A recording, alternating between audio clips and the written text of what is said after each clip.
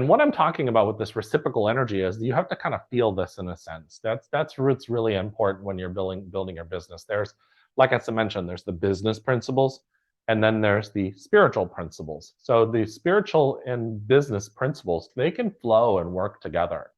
But there's a flow, and what I like to say, kind of like a dance that goes to this. And so, because there's like a dance that goes to it, you want to pay attention to how you're moving. And I can tell you right now that the universe doesn't move rigid. In other words, it's not up there. If you saw somebody on Dancing with the Stars that wasn't, they were like moving like a robot and they're really rigid, unless they're doing that particular dance, you're gonna be like, what are they doing? So, but you want to start looking at, is this person flowing in their dance? If is it fluid motion or is it mechanical?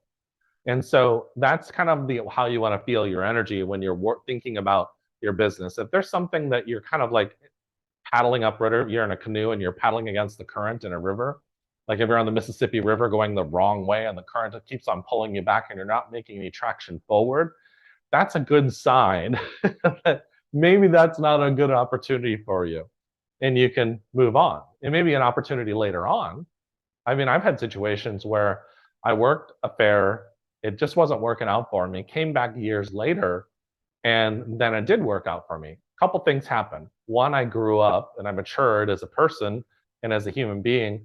And then I also matured in my own business. So there's just a lot of things to take in consideration when you're looking at this. And so sometimes that pushing up river energy is not necessarily about the people you're working with, it's also about you. And so timing may not be right for you or them or the situation or the opportunity. So it's just one of those things where you have to start looking at, where am I investing my time and what's the highest and best good for me right now?